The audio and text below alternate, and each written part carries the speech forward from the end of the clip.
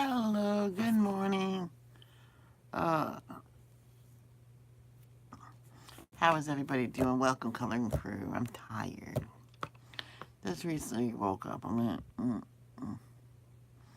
eyes are always puffy and dark when I wake up.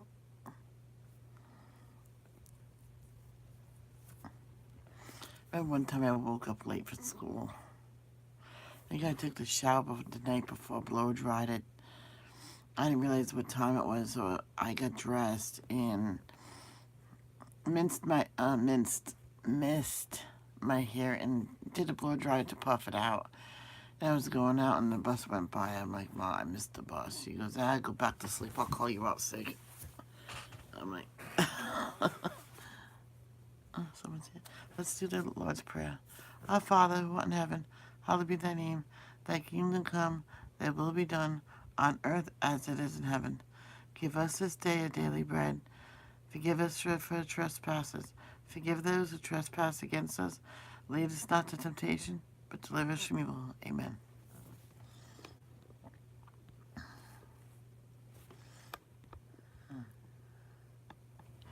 I usually stream this early. Actually, I'm a little late. I do my devotions all the time, every morning this time. It's 8 o'clock. It's not that early.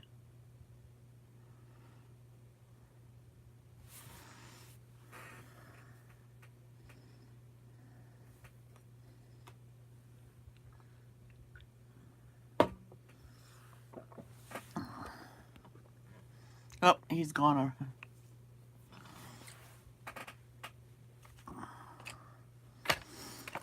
Okay, Oh,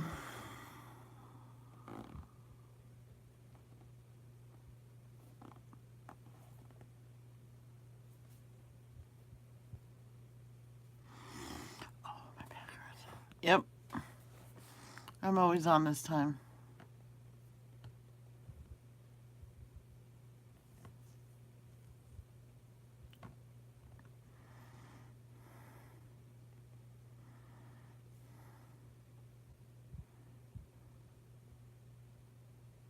Okay, let's start.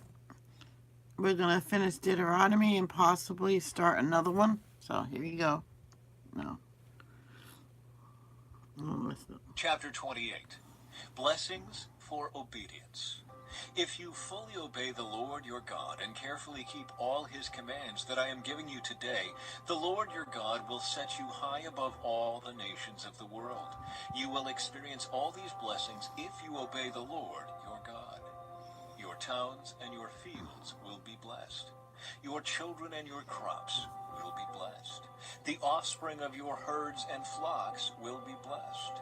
Your fruit baskets and breadboards will be blessed. Wherever you go and whatever you do, you will be blessed. The Lord will conquer your enemies when they attack you. They will attack you from one direction, but they will scatter from you in seven. The Lord will guarantee a blessing on everything you do, and will fill your storehouses with grain. The Lord your God will bless you in the land he is giving you.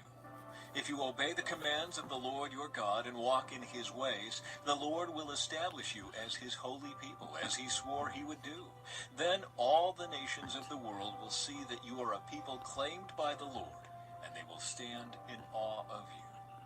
The Lord will give you prosperity in the land he swore to your ancestors to give you, blessing you with many children, numerous livestock, and abundant crops. The Lord will send rain at the proper time from his rich treasury in the heavens, and will bless all the work you do. You will lend to many nations, but you will never need to borrow from them. If you listen to these commands of the Lord your God that I am giving you today, and if you carefully obey them, the Lord will make you the head and not the tail, and you will always be on. That's right. You're 3 hours ahead of me, behind me. Remember, it's only 8:18 here. On top and never at the bottom. You must not turn away from any of the commands I am giving you today, nor follow after other gods and worship them. Curses for disobedience. But if you refuse to listen to the Lord your God and do not obey all the commands and decrees I am giving you today, all these curses will come and overwhelm you. Your towns and your fields will be cursed. Your fruit baskets and breadboards will be cursed. Your children and your crops will be cursed. The offspring of your herds and flocks will be cursed. Wherever you go and whatever you do, you will be cursed. The Lord himself will send on you curses, confusion, and frustration in everything you do, until at last you are completely destroyed for doing evil and abandoning me. The Lord will afflict you with diseases until none of you are left in the land you are about to enter and occupy. The Lord will strike you with wasting diseases, fever and inflammation, with scorching heat and drought, and with blight and mildew. These disasters will pursue you until you die. The skies above will be as unyielding as bronze, and the earth beneath will be as hard as iron. The Lord will change the rain that falls on your land into powder, and dust will pour down from the sky until you are destroyed. The Lord will cause you to be defeated by your enemies. You will attack your enemies from one direction, but you will scatter from them in seven. You will be an object of horror to all the kingdoms of the earth. Your corpses will be food for all the scavenging birds and wild animals, and no one will be there to chase them away. The Lord will afflict you with the boils of Egypt, and with tumors, scurvy, and the itch, from which you cannot be cured. The Lord will strike you with madness, blindness, and panic. You will grope around in broad daylight, like a blind person groping in the darkness, but you will not find your way. You will be oppressed and robbed continually, and no one will come to save you. You will be engaged to a woman, but another man will sleep with her. You will build a house, but someone else will live in it. You will plant a vineyard, but you will never enjoy its fruit. Your ox will be butchered before your eyes, but you will not eat a single bite of the meat. Your donkey will be taken from you, never to be returned. Your sheep and goats will be given to your enemies, and no one will be there to help you. You will watch as your sons and daughters are taken away slaves. Your heart will break for them, but you won't be able to help them. A foreign nation you have never heard about will eat the crops you worked so hard to grow. You will suffer under constant oppression and harsh treatment. You will go mad because of all the tragedy you see around you. The Lord will cover your knees and legs with incurable boils. In fact, you will be covered from head to foot. The Lord will exile you and your king to a nation unknown to you and your ancestors. There in exile you will worship gods of wood and stone. You will become an object of horror, ridicule, and mockery among all the nations to which the Lord sends you. You will plant much, but harvest little, for locusts will eat your crops. You will plant vineyards and care for them, but you will not drink the wine or eat the grapes, for worms will destroy the vines. You will grow olive trees throughout your land, but you will never use the olive oil, for the fruit will drop before it ripens. You will have sons and daughters, but you will lose them, for they will be led away into captivity. Swarms of insects will destroy your trees and crops. The foreigners living among you will become stronger and stronger, while you become weaker and weaker. They will lend money to you, but you will not lend to them. They will be the head, and you will be the tail. If you refuse to listen to the Lord your God and to obey the commands and decrees he has given you, all these curses will pursue and overtake you until you are destroyed.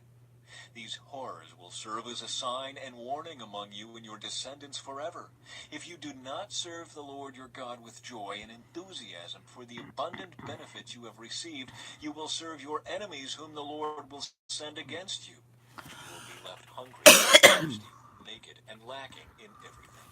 The Lord will put an iron yoke on your neck, oppressing you harshly until he has destroyed you.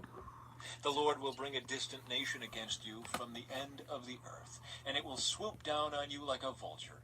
It is a nation whose language you do not understand, a fierce and heartless nation that shows no respect for the old and no pity for the young. Its armies will devour your livestock and crops, and you will be destroyed. They will leave you no grain, new wine, olive oil, calves, or lambs, and you will starve to death. They will attack your cities until all the fortified walls in your land, the walls you trusted to protect you, are knocked down. They will attack all the towns in the land the Lord your God has given you. The siege and terrible distress of the enemy's attack will be so severe that you will eat the flesh of your own sons and daughters, whom the Lord your God has given you. The most tender-hearted man among you will have no compassion for his own brother, his beloved wife, and his surviving children. He will refuse to share with them the flesh he is Everybody, please hit that like button. Thank you. devouring the flesh of one of his own children, because he has nothing else to eat during the siege and terrible distress that your enemy will inflict on all your towns. The most tender and delicate woman among you, so delicate she would not so much as touch the ground with her foot, will be selfish toward the husband she loves and toward her own son or daughter. She will hide from them the afterbirth and the new baby she has born, so that she herself can secretly eat them. She will have nothing else to eat during the siege and terrible distress that your enemy will inflict This on is a all long your one. towns. If you refuse to obey all the words of instruction that are written in this book, and if you do not fear the glorious and awesome name of the Lord your God, then the Lord will overwhelm you and your children with indescribable plagues. These plagues will be intense and without relief, making you miserable and unbearably sick. He will afflict you with all the diseases of Egypt that you feared so much, and you will have no relief. The Lord will afflict you with every sickness and plague there is, even those not mentioned in this book of instruction, until you are destroyed. Though you become as numerous as the stars in the sky, few of you will be left because you would not listen to the Lord your God. Just as the Lord has found great pleasure in causing you to prosper and multiply, the Lord will find pleasure in destroying you. You will be torn from the land you are about to enter and occupy. For the Lord will scatter you among all the nations from one end of the earth to the other. There you will worship foreign gods that neither you nor your ancestors have known, gods made of wood and stone. There among those nations you will find no peace or place to rest, and the Lord will cause your heart to tremble, your eyesight to fail, and your soul to despair. Your life will constantly hang in the balance. You will live night and day in fear, unsure if you will survive. In the morning you will say, if only it were night. And in the evening you will say, if only it were morning. For you will be terrified by the awful horrors you see around you. Then the Lord will send you back to Egypt in ships, to a destination I promised you would never see again. There you will offer to sell yourselves to your enemies as slaves, but no one will buy you.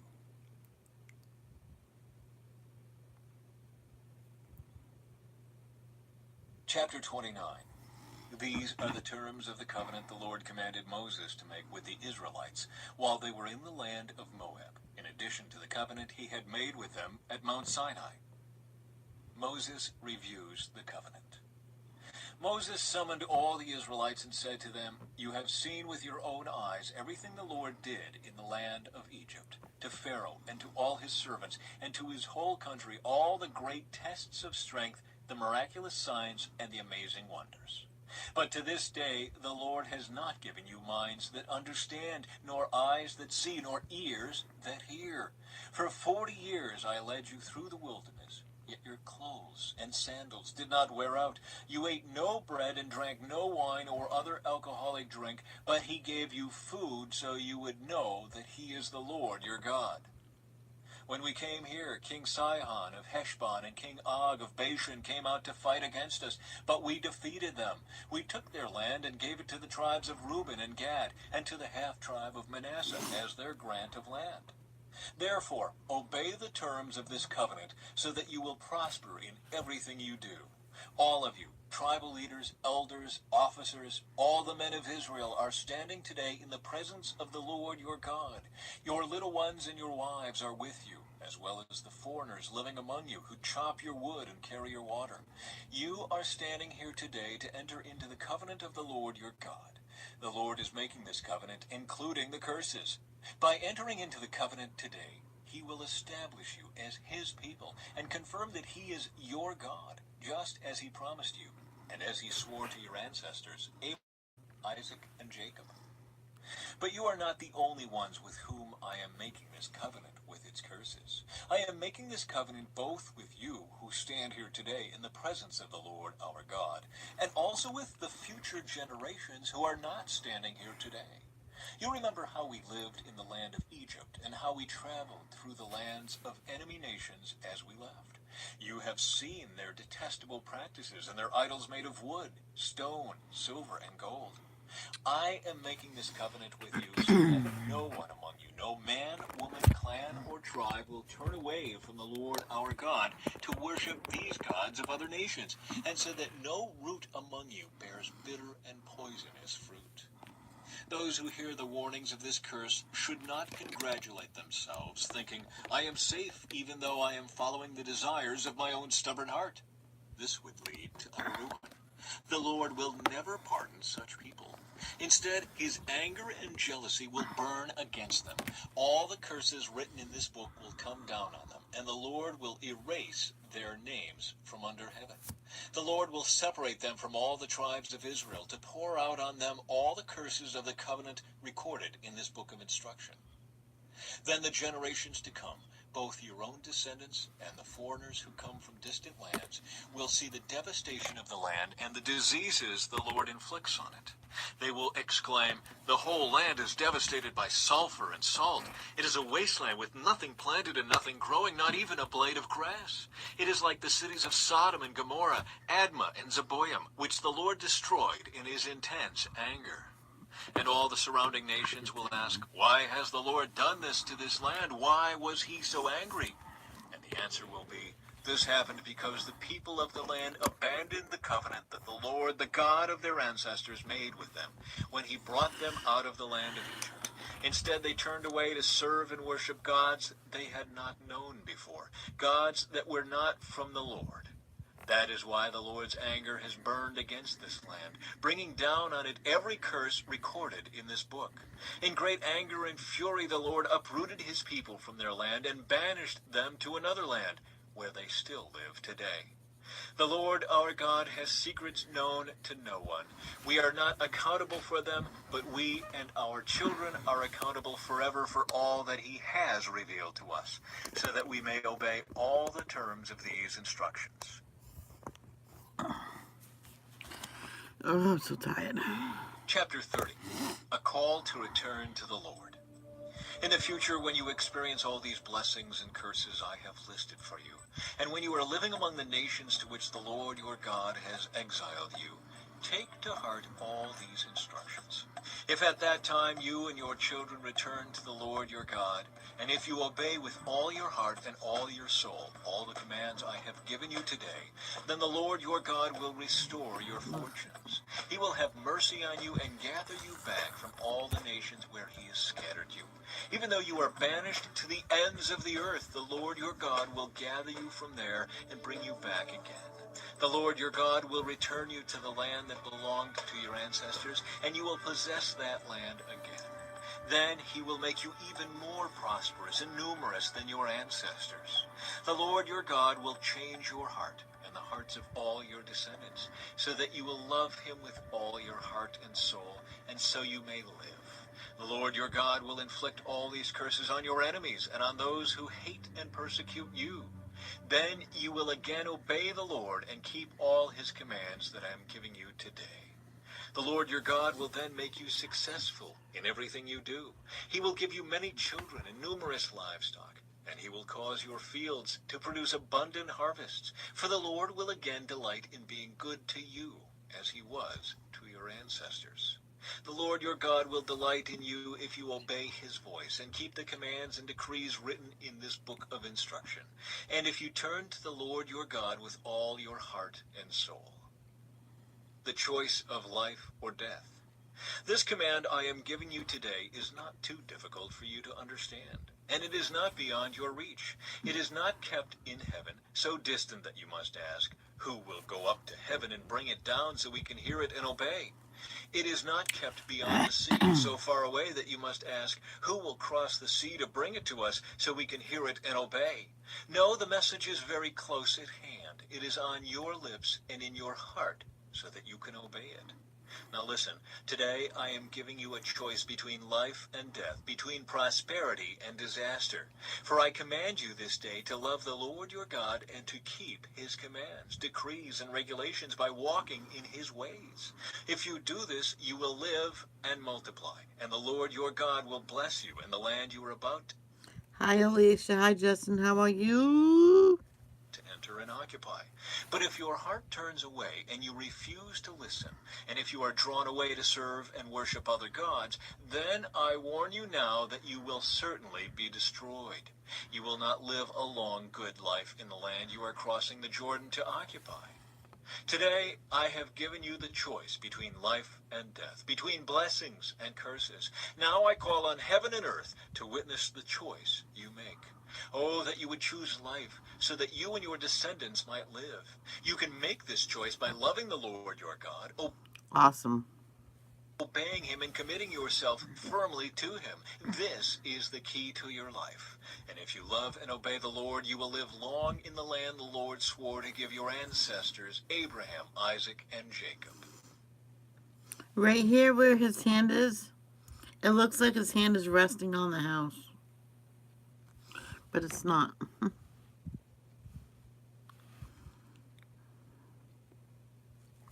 Chapter 31. Joshua becomes Israel's leader. When Moses had finished giving these instructions to all the people of Israel, he said, I am now 120 years old, and I am no longer able to lead you. The Lord has told me, you will not cross the Jordan River, but the Lord your God himself will cross over ahead of you. He will destroy the nations living there, and you will take possession of their land. Joshua will lead you across the river, just as the Lord promised. The Lord will destroy the nations living in the land, just as he destroyed Sihon and Og, the kings of the Amorites.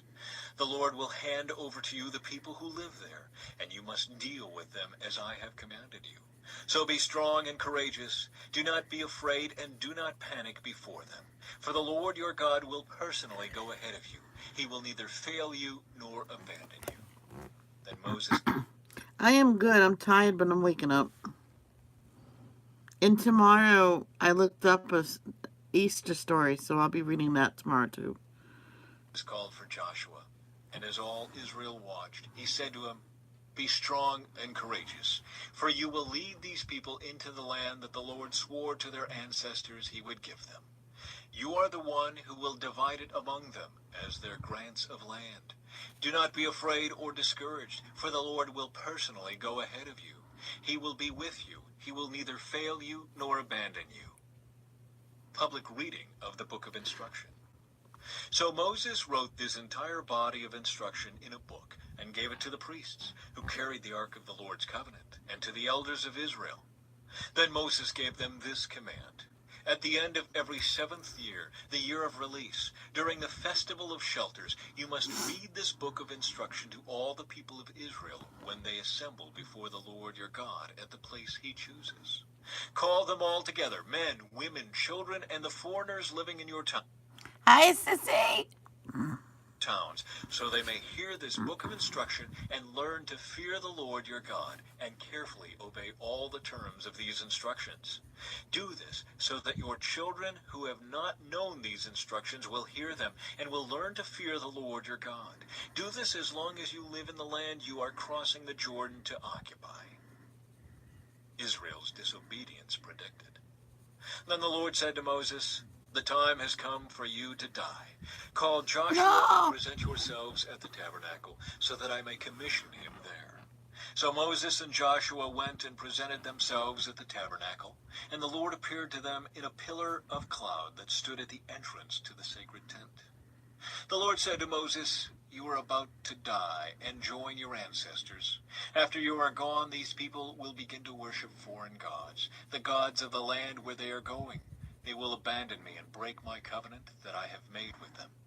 Then my anger will blaze forth against them. I will abandon them, hiding my face from them, and they will be devoured. Terrible trouble will come down on them, and on that day they will say, these disasters have come down on us because God is no longer among us. At that time I will hide my face from them on account of all the evil they commit by worshiping other gods. So write down the words of this song and teach it to the people of Israel. Help them learn it, so it may serve as a witness for me against them. For I will bring them into the land I swore to give their ancestors, a land flowing with milk and honey. There they will become prosperous, eat all the food they want, Okay, Alicia. Hey, memes. and become fat. But they will begin to worship other gods. They will despise me and break my covenant. And when great disasters come down on them, this song will stand as evidence against them. Thank you. I'm a colorist. I am not an artist, but definitely a colorist. I wish I could draw like that.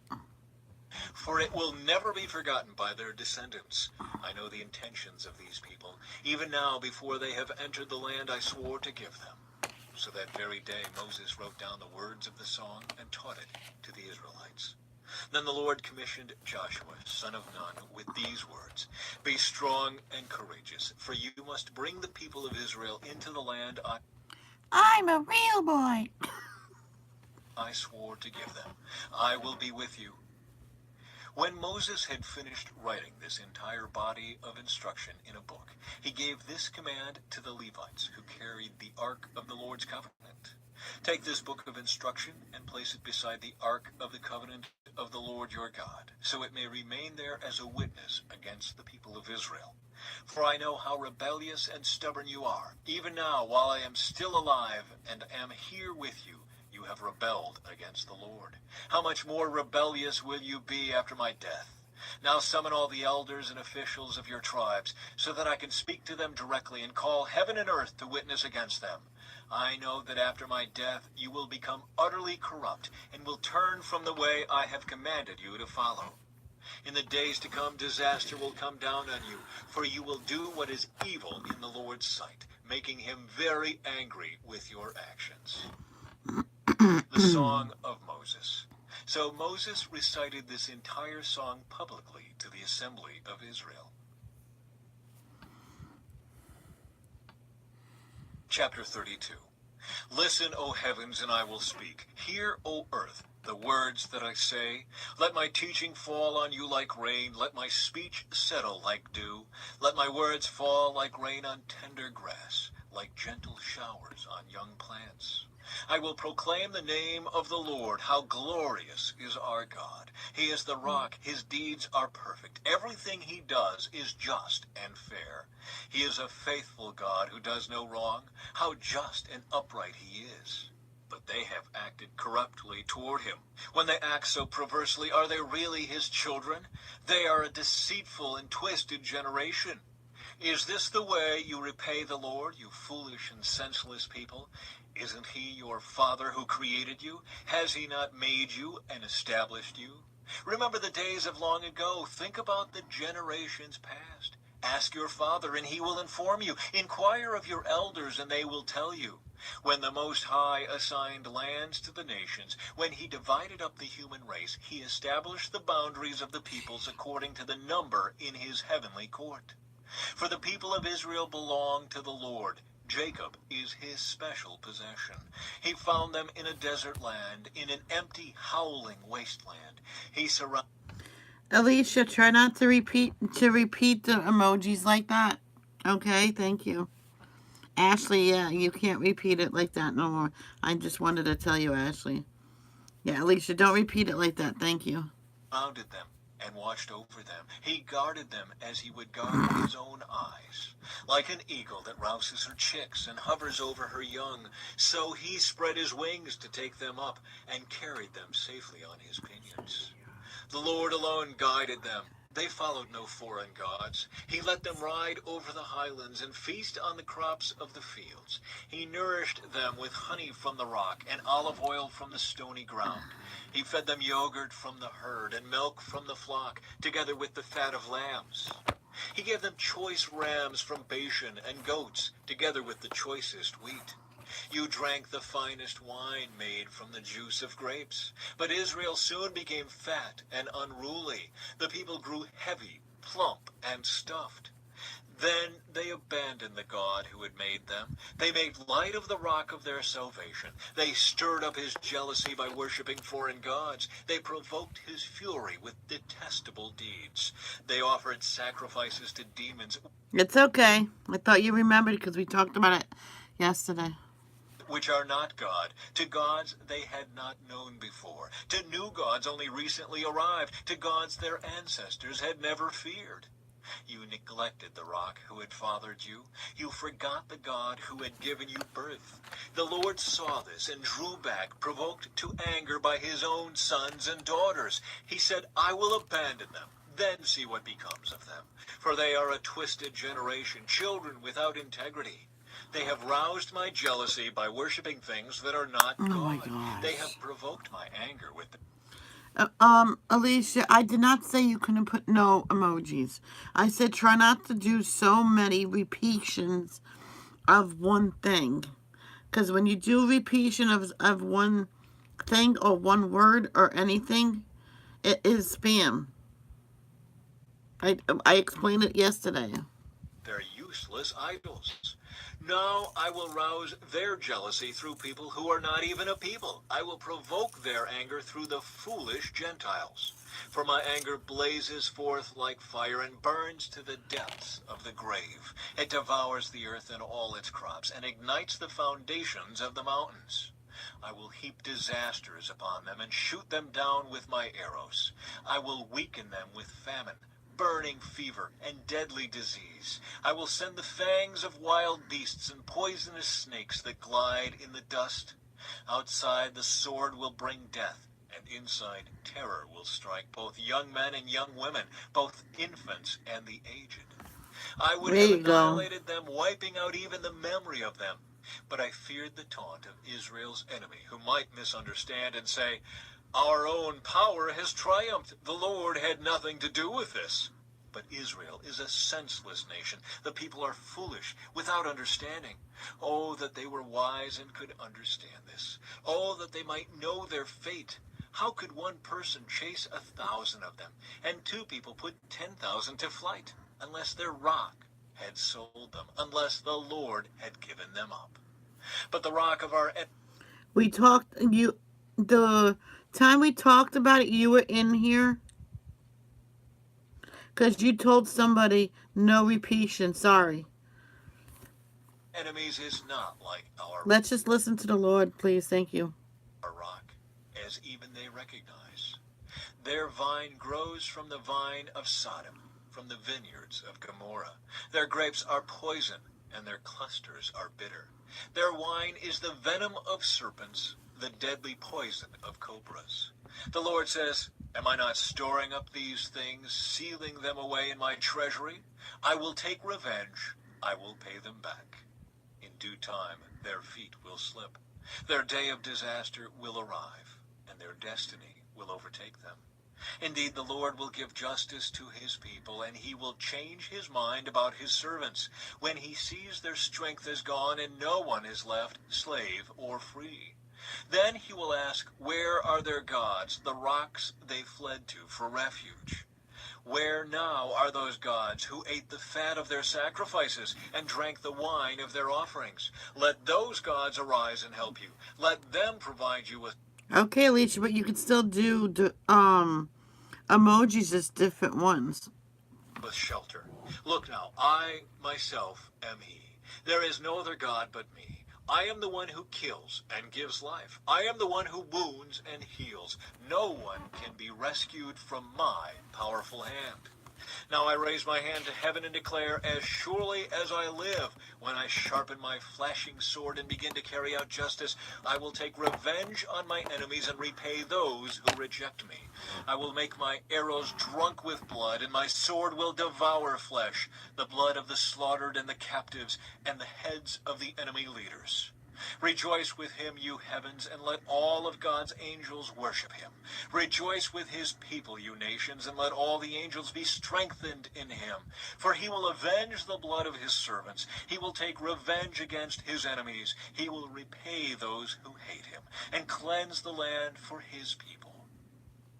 So Moses came with Joshua, son of Nun, and recited all the words of this song to the people. When Moses had finished reciting all these words to the people of Israel, he added, "Take to heart all the words of warning I have given you today. Pass them on as a command to your children, so they will obey every word of these instructions. These instructions are not empty words. They are your life. By obeying them, you will enjoy a long life in the land you will occupy when you cross the Jordan River." Moses' death foretold. No.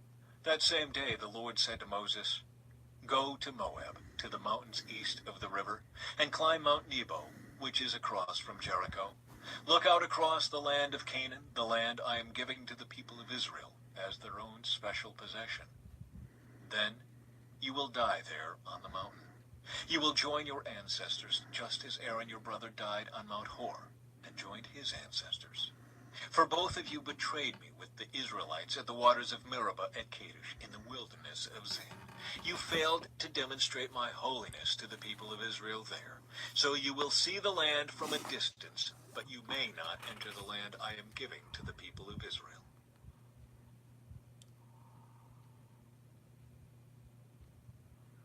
Chapter 33. Moses blesses the people. This is the blessing that Moses, the man of God, gave to the people of Israel before his death. "The Lord came from Mount Sinai and dawned upon us from Mount Seir. He shone forth from Mount Paran and came from Meribah Kadesh with flaming fire at his right hand. Indeed, he loves his people. All his holy ones are in his hands. They follow in his steps and accept his teaching." Moses gave us the Lord's instruction, the special possession of the people of Israel. The Lord became king in Israel when the leaders of the people assembled, when the tribes of Israel gathered as one. Moses said this about the tribe of Reuben: "Let the tribe of Reuben live and not die out, though they are few in number." Moses said this about the tribe of Judah: "O Lord, hear the cry of Judah and bring them together as a people. Give them strength to defend their cause. Help them against their enemies." Moses said this about the tribe of Levi: "O Lord, you have given your Thummim and Urim, the sacred lots, to your faithful servants the Levites. You put them to the test at Massah and struggled with them at the waters of Meribah. The Levites obeyed your word and guarded your covenant. They were more loyal to you than to their own parents. They ignored their relatives and did not acknowledge their own children. They teach your regulations to Jacob. They give your instructions to Israel. They present incense before you and offer whole burnt offerings on the altar. Bless the ministry of the Levites, O Lord, and accept all the work of their hands. Hit their enemies where it hurts the most. Strike down their foes so they never rise again." Moses said this about the tribe of Benjamin: "The people of Benjamin are loved by the Lord and live in safety beside him. He surrounds them continuously and preserves them from every harm." Oh. Moses said this about the tribes of Joseph: "May their land be blessed by the Lord with the precious gift of dew from the heavens and water from beneath the earth, with the rich fruit that grows in the sun and the rich harvest produced each month, with the finest crops of the ancient mountains and the abundance from the everlasting hills, with the best gifts of the earth and its bounty, and the favor of the one who appeared in the burning bush. May these blessings rest on Joseph's head, crowning the brow of the prince among his brothers. Joseph has the majesty of a young bull. He has the horns of a wild ox. He will gore distant nations, driving them to the ends of the earth. This is my blessing for the multitudes of Ephraim and the thousands of Manasseh." Moses said this about the tribes of Zebulun and You're Issachar: crazy. "May the people of Zebulun prosper in their travels. May the people of Issachar prosper at home in their tents. They summon the people to the mountain to offer proper sacrifices there. They benefit from the riches of the sea and the hidden treasures in the sand." Moses said this about the tribe of Gad: "Blessed is the one who enlarges Gad's territory. Gad is poised there like a lion to tear off an arm or a head. The people of Gad took the best land for themselves. A leader's share was assigned to them. When the leaders of the people were assembled, they carried out the Lord's justice and obeyed his regulations for Israel.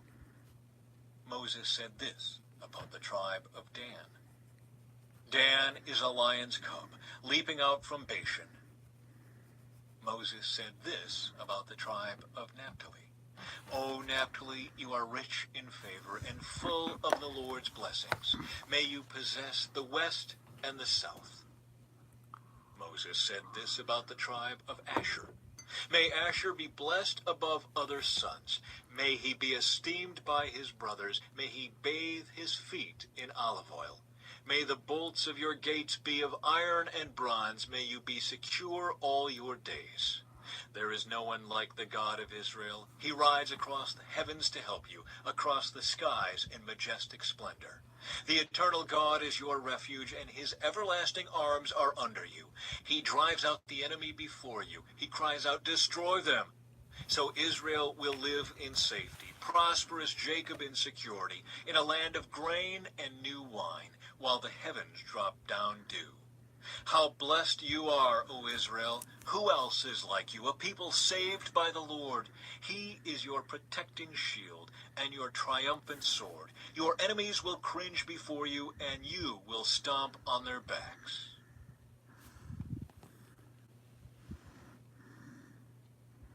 Chapter 34. The Death of Moses. Then Moses went up to Mount Nebo from the plains of Moab and climbed Pisgah Peak, which is across from Jericho. And the Lord showed him the whole land, from Gilead as far as Dan, all the land of Naphtali, the land of Ephraim and Manasseh, all the land of Judah extending to the Mediterranean Sea, the Negev. Hey, Ash, are you going to Mom's tomorrow for the holiday? The Jordan Valley with Jericho, the city of palms, as far as Zoar.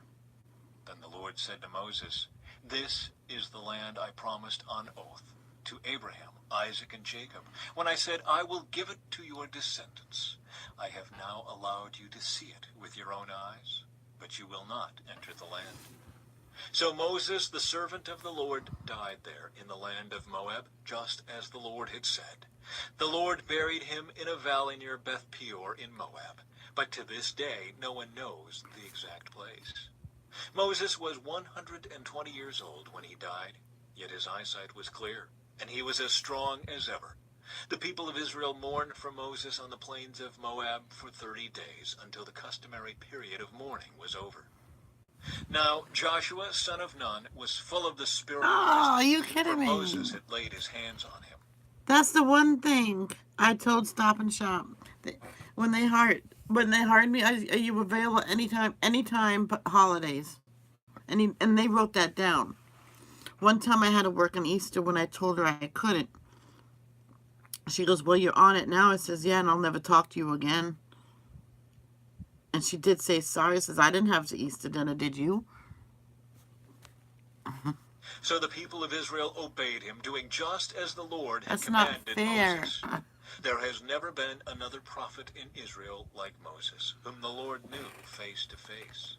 The Lord sent him to perform all the miraculous signs and wonders in the land of Egypt against Pharaoh and all his servants and his entire land. With mighty power, Moses performed terrifying acts in the sight of all Israel.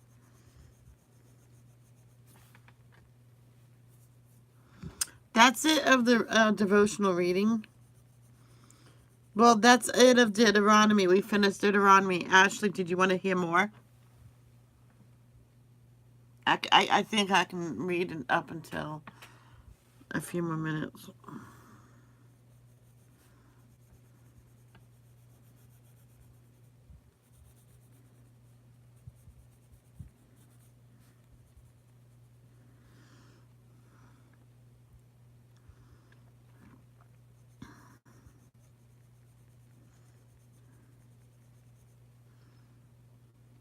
Shelley, what? Did you want me to play more?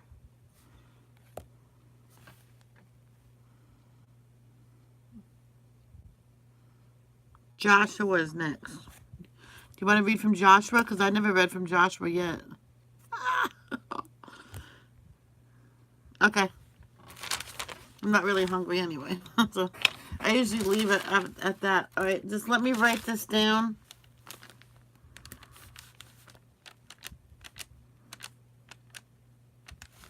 Where is it, Josh?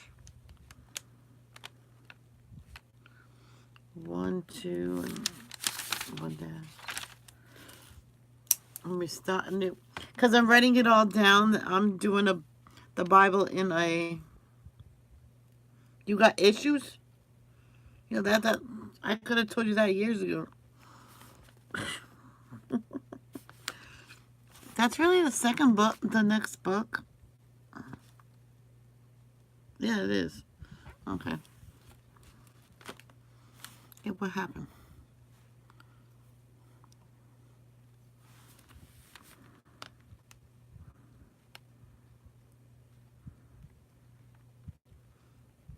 Joshua 1, 2. Yeah, I read it all down. Okay, you ready, sweetums? I did not mean that. Joshua, chapter 1. The Lord's charge to Joshua.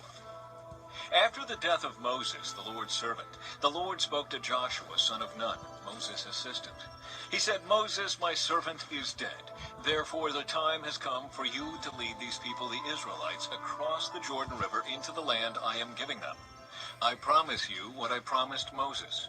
Wherever you set foot, you will be on land I have given you, from the Negev wilderness in the south to the Lebanon mountains in the north, from the Euphrates River in the east to the Mediterranean Sea in the west, including all the land of the Hittites.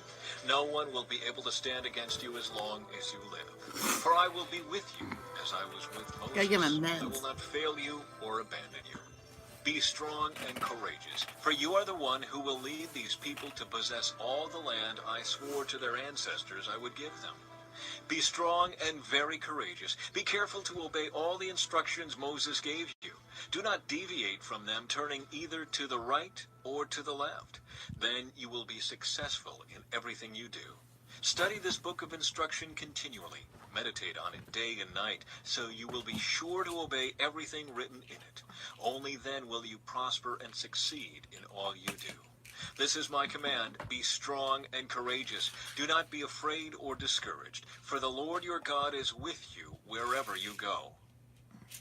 Joshua's charge to the Israelites. Joshua then commanded the officers of Israel, go through the camp and tell the people to get their provisions ready. In 3 days you will cross the Jordan River and take possession of the land the Lord your God is giving you. Then Joshua called together the tribes of Reuben, Gad, and the half-tribe of Manasseh. He told them, remember what Moses, the servant of the Lord, commanded you. The Lord your God is giving you a place of rest. He has given you this land. Your wives, children, and livestock may remain here in the land Moses assigned to you on the east side of the Jordan River. But Oh, your strong Ashley. warriors, fully armed, must lead the other tribes across the Jordan to help them conquer their territory. Stay with them until the Lord gives them rest, as he has given you rest, and until they too possess the land the Lord your God is giving them. Ashley, it's okay. It's breakfast. I think people should have what they want for breakfast and then really watch what they eat during the day. Only then may you return and settle here on the east side of the Jordan River in the land that Moses, the servant of the Lord, assigned to you. They answered Joshua, we will do whatever you command us, and we will go wherever you send us. We will obey you just as we obeyed Moses. And may the Lord your God be with you as he was with Moses. Anyone who rebels against your orders and does not obey your words and everything you command will be put to death. So be strong and courageous. Chapter 2. Rahab protects the spies. Then Joshua secretly sent out 2 spies from the Israelite camp at Acacia Grove. He instructed them, scout out the land on the other side of the Jordan River, especially around Jericho. So the 2 men set out and came to the house of a prostitute named Rahab and stayed there that night. Whoops. Chapter 2. Sorry. Rahab protects the spies. Then Joshua secretly sent out 2 spies from the Israelite camp at Acacia Grove. He instructed them, "Scout out the land on the other side of the Jordan River, especially around Jericho." So the two men set out and came to the house of a prostitute named Rahab, and stayed there that night. But someone told the king of Jericho, "Some Israelites have come here tonight to spy out the land." So the king of Jericho sent orders to Rahab, "Bring out the men who have come into your house, for they have come here to spy out the whole land." Rahab had hidden the two men, but she replied, "Yes, the men were here earlier, but I didn't know where they were from. They left the town at dusk as the gates were about to close. I don't know where they went. If you hurry, you can probably catch up with them." Actually, she had taken them up to the roof and hidden them beneath bundles of flax she had laid out. So the king's men went looking for the spies along the road leading to the shallow crossings of the Jordan River. And as soon as the king's men had left, the gate of Jericho was shut. Before the spies went to sleep that night, Rahab went up on the roof to talk with them. "I know the Lord has given you this land," she told them. "We are all afraid of you. Everyone in the land is living in terror. For we have heard how the Lord made a dry path for you through the Red Sea when you left Egypt. And we know what you did to Sihon and Og, the two Amorite kings east of the Jordan River, whose people you completely destroyed. No wonder our hearts have melted in fear. No one has the courage to fight after hearing such things. For the Lord your God is the supreme God of the heavens above and the earth below. Now swear to me by the Lord that you will be kind to me and my family, since I have helped you. Give me some guarantee that when Jericho is conquered, you will let me live, along with my father and mother, my brothers and sisters, and all their families." "We offer our own lives as a guarantee for your safety," the men agreed. "If you don't betray us, we will keep our promise and be kind to you when the Lord gives us the land." Then, since Rahab's house was built into the town wall, she let them down by a rope through the window. "Escape to the hill country," she told them. "Hide there for 3 days from the men searching for you. Then, when they have returned, you can go on your way." Before they left, the men told her, "We will be bound by the oath we have taken only if you follow these instructions. When we come into the land, you must leave this scarlet rope hanging from the window through which you will let us down. And all your family members, your father, mother, brothers, and all your relatives must be here inside the house. If they go out into the street and are killed, it will not be our fault. But if anyone lays a hand on people inside this house, we will accept the responsibility for their death. If you betray us, however, we are not bound by this oath in any way." "I accept your terms," she replied, and she sent them on their way, leaving the scarlet rope hanging from the window. The spies went up into the hill country and stayed there 3 days. The men who were chasing them searched everywhere along the road, but they finally returned without success.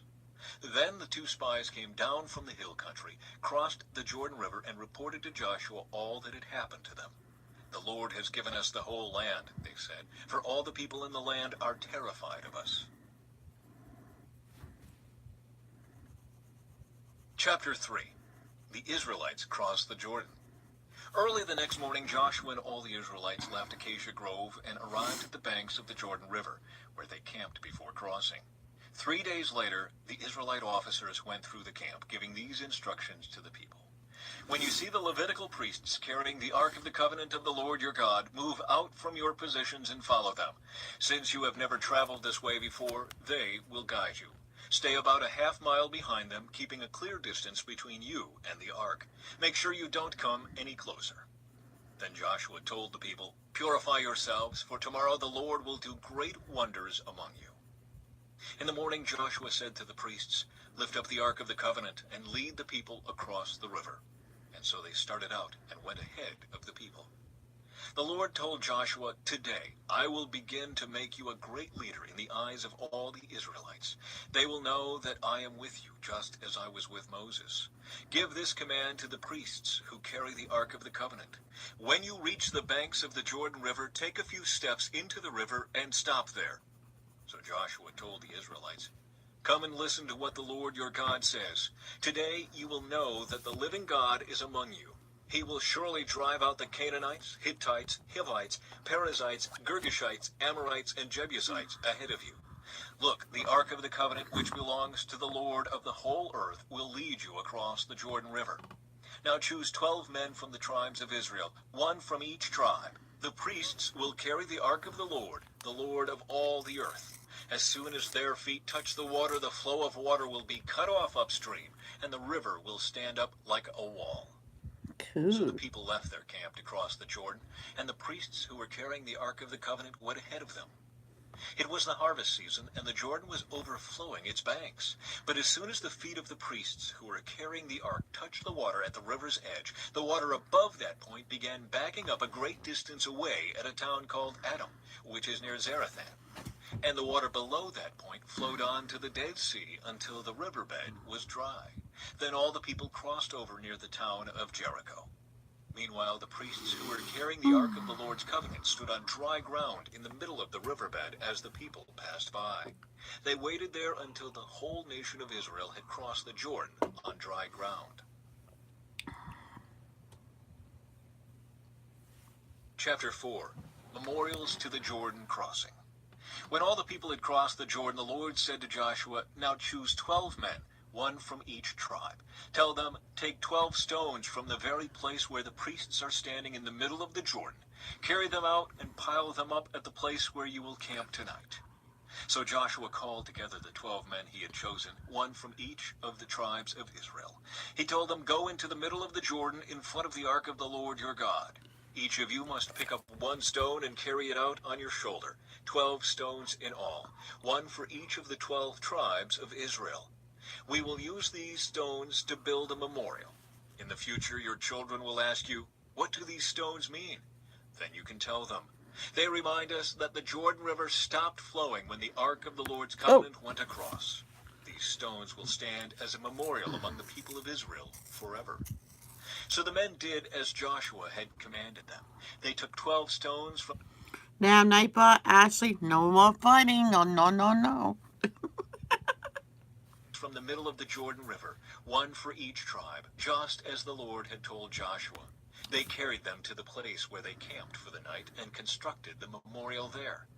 Joshua also set up another pile of 12 stones in the middle of the Jordan, at the place where the priests who carried the Ark of the Covenant were standing, and they are there to this day.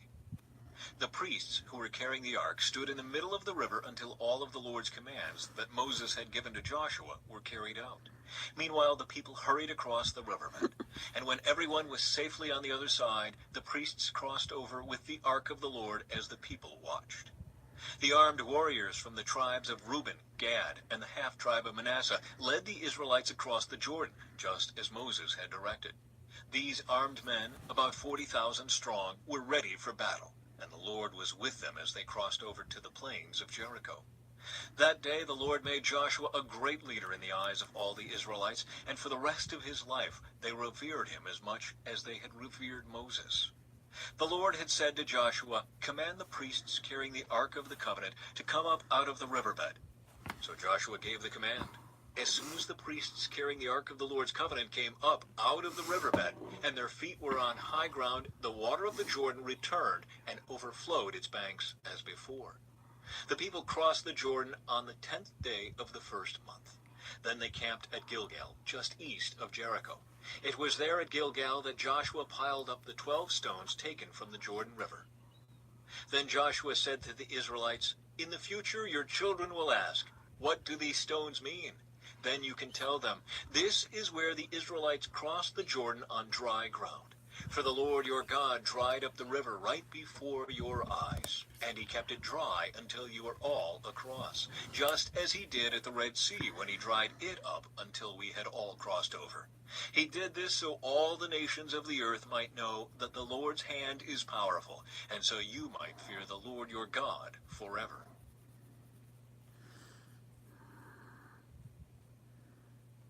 Chapter 5.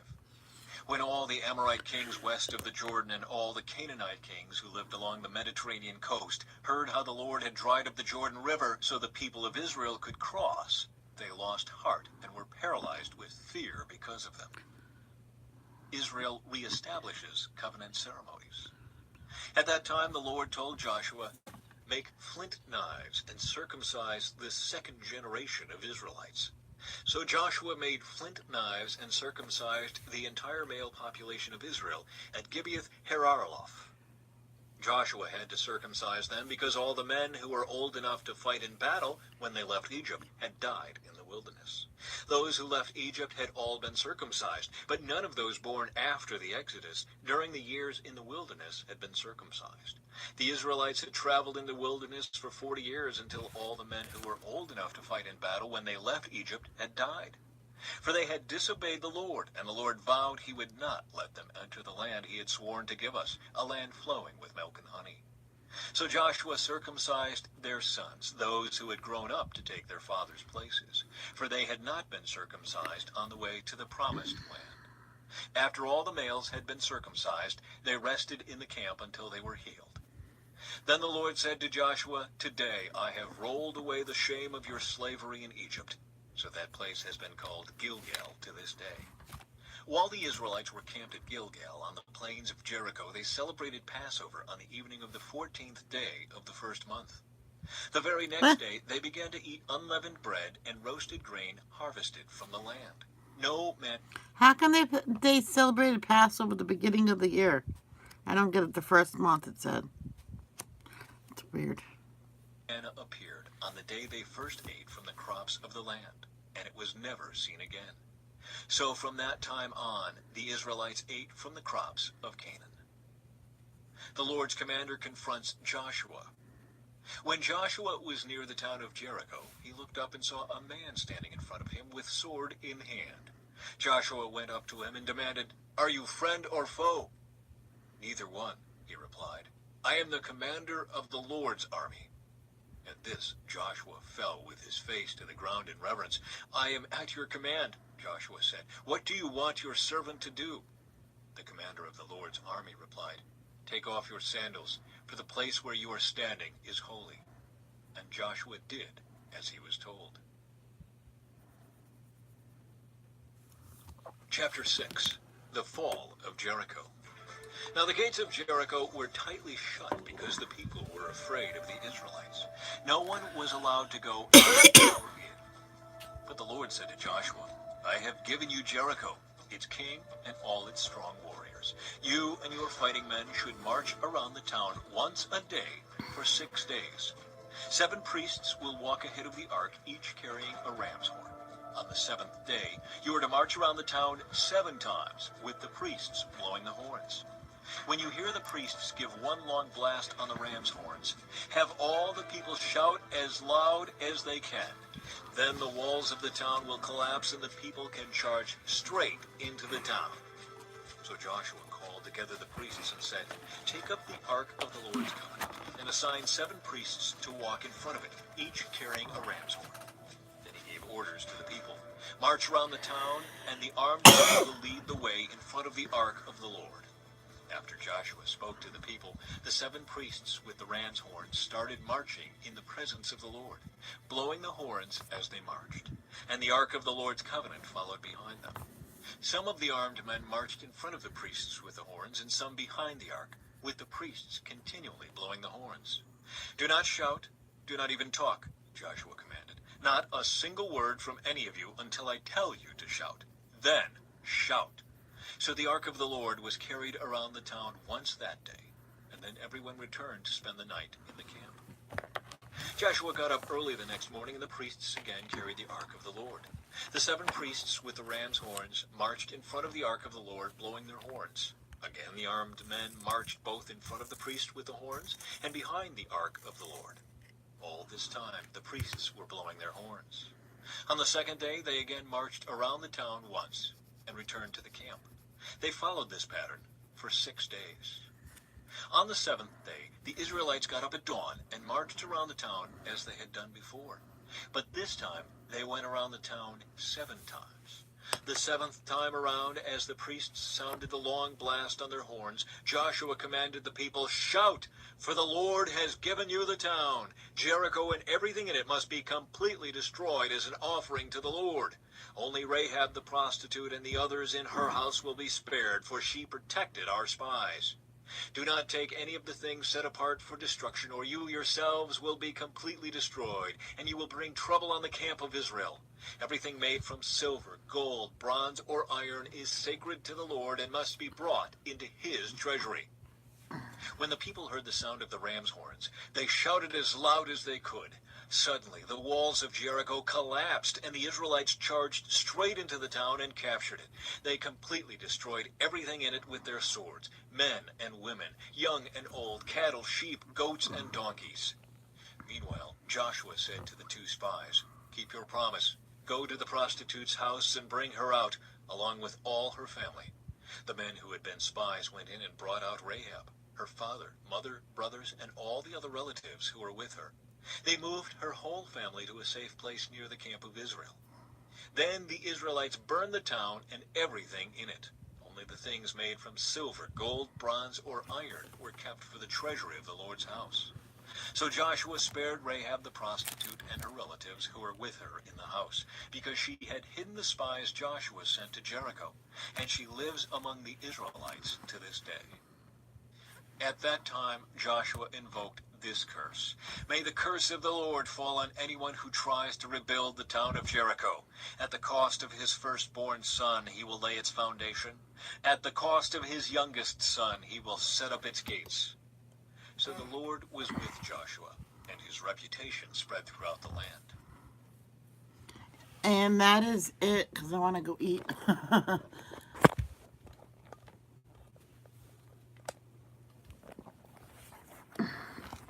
Bat cave.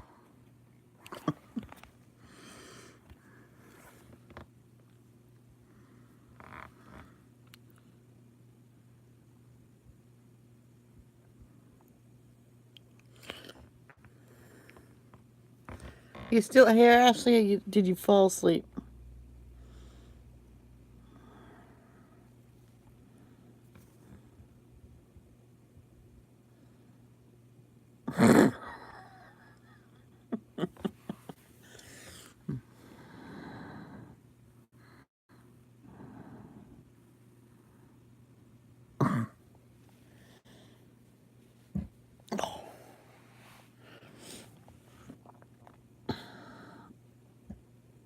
Okay, I'm gonna go now, Ashley. But you know me, it's Friday. I'll probably be on. I mean, it's Saturday. Bat mad. Okay, it's Saturday, so most likely I'll be right back on. I just want to eat, and then I'll do more coloring on this picture. Because this picture, I have to do the night sky.